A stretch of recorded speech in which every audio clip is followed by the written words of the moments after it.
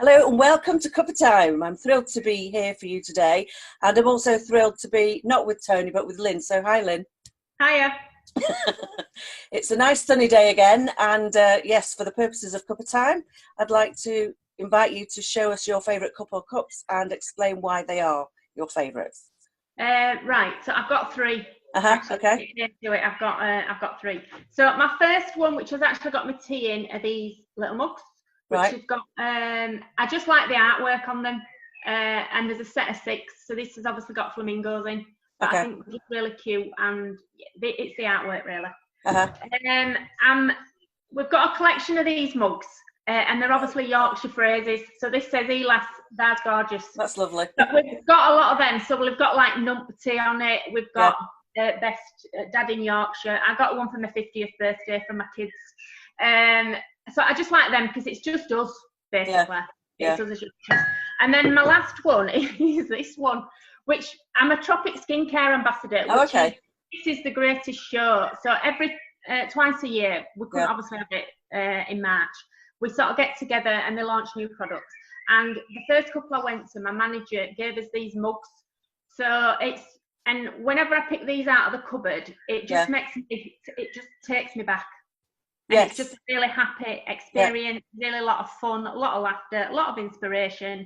And so I don't specifically have one mug.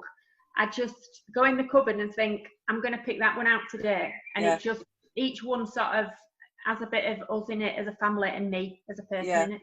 Yeah. And actually, when you're saying about the mug that you got at an event, sometimes we'll carry on with our lives, and although we're focusing on the things that we need to do, might forget something, but just having that in front of you takes you back to that time and place, and can bring a bit of a flow. So anyway, and it just sort of, and they're just uplifting, really.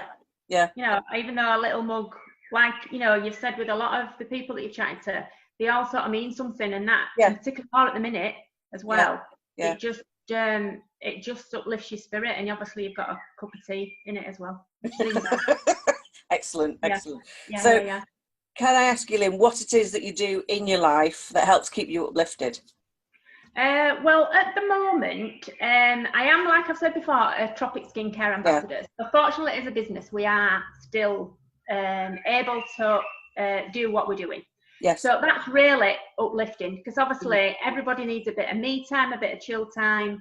So, you know, a little bit of a facial I can give myself. We've got bubble baths. My daughter uses those quite a lot, you know, everything. And I think that's really important, I think, at the minute.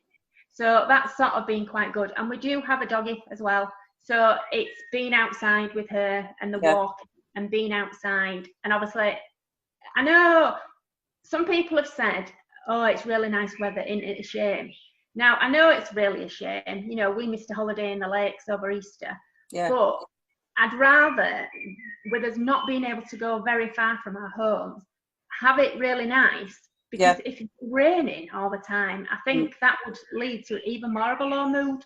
Because even if you just open your curtains in the morning, or you can see the sun peeking through the curtains, you just think, what a lovely sunny day. And it just lifts your spirits. And obviously, for a lot of people, I know it's not everybody, but for a lot of people, they do have a garden or a small amount of garden, or somewhere where they can go and just sit. And like, you know, you've said, like I've said now, I can hear the birds singing in my garden. And it's just really nice just to be able to just sit.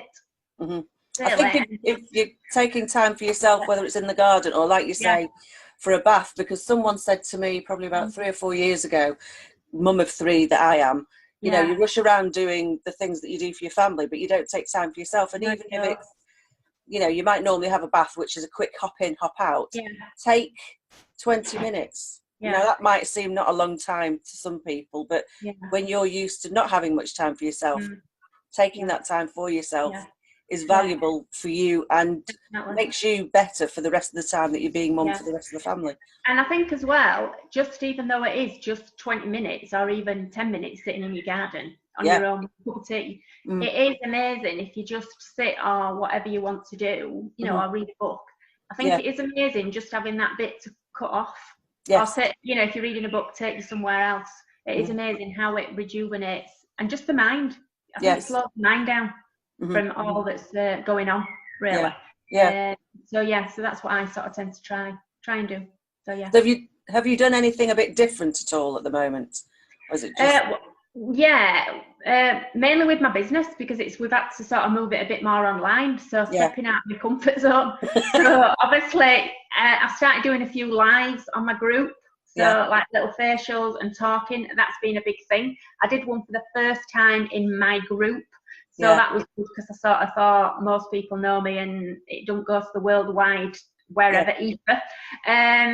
So but it were really well. People really liked it.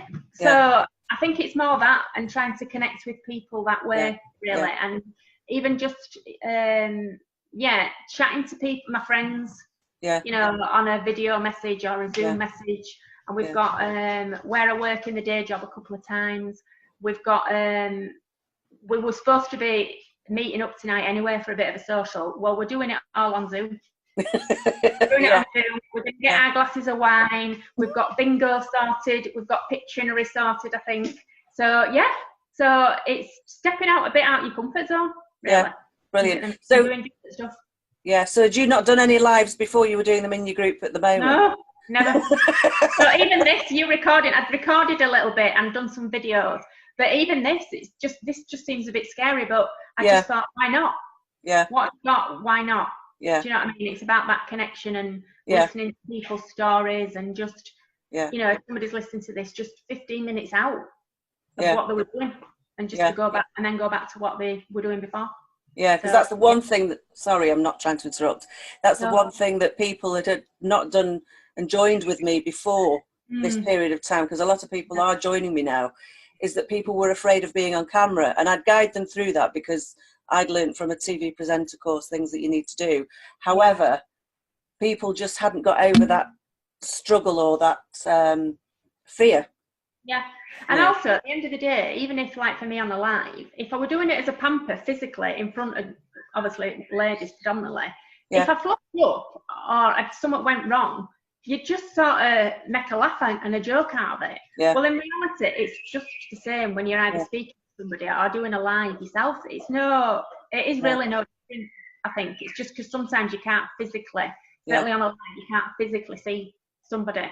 But you've got to get on with it and waffle away. That's what people like, and they like seeing you. Yeah. Inside, you know, everything that's going on. You know, even just a bit of a laugh, or just the human side of it, and seeing people, even in a sort of virtual way. Yeah.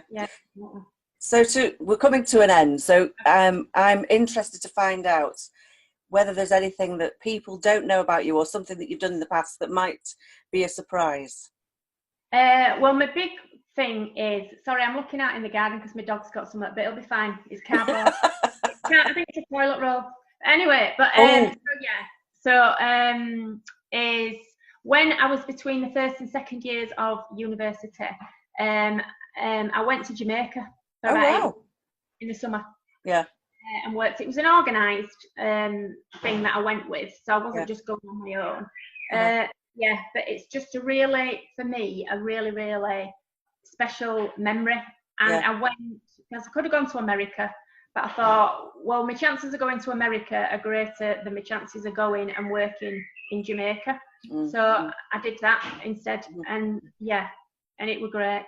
Really, really good. Met a nice couple of girls, worked in a hotel in the offices.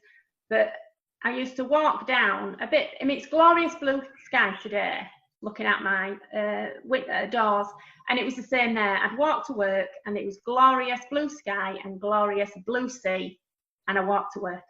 And it was just one of them things that I could never replicate again. Really, you know, the people I used to get on the buses and just go and sit at the weekends and see quite a lot of the north bit of the island on my own. I felt really safe at the time. I think things may have changed, but I generally felt really safe. People were lovely, they were gorgeous, and and just a bit of paradise for 8 weeks. So that was how long you were there for, 8 weeks? Yeah, 8 or 9 weeks. Yeah, and then the last week, 2 of the other girls that were on the same scheme as I was, we then sort of drove down to Kingston. Because one of the girls knew somebody. and then spent a few days even further south. One of them being rafting. There was this guy on a raft with 3 girls going down this river. No, in the middle of, obviously, it was Jamaica. Saw nobody rafting down. It was so idyllic. Turned this corner, this woman cooking goat curry. Yeah. We got out, we ate this curry, the most amazing goat curry by the side of a river, and got on and just kept on going. Oh, wow. Just amazing. It was amazing. Great really, memories. Yeah, really is. And it's, and even now, it's taking me straight back to those times and those moments and what I did. And beautiful, beautiful island. And I think as well, the world, there's lots of, gorgeous. I do love it in England, and I am Yorkshire. I love Yorkshire. I do love Yorkshire and the mountains and the hills that we've got. I love it. I love going out walking. But there's lots of gorgeous, beautiful places in the world as well. The gorgeous world that we live in. A bit different at the minute, certainly. But it's certainly that. As soon as I start talking about it, as you can probably tell, my face, and it just takes me back 20, 30 years. It's amazing. So that's my little bit of something. Lovely. Well, at some stage we'll get to go to other places. And, get to see them. But for today, thank you very much for your time. It's been a thrill to catch up with you, and hopefully, because I'll be coming up to one of the meetings up north that we've connected through. Might get to see you actually in person. But that'd be lovely. It's been a pleasure. Thank you very much. Thank you, Fiona. See you later. Bye. Right, bye-bye.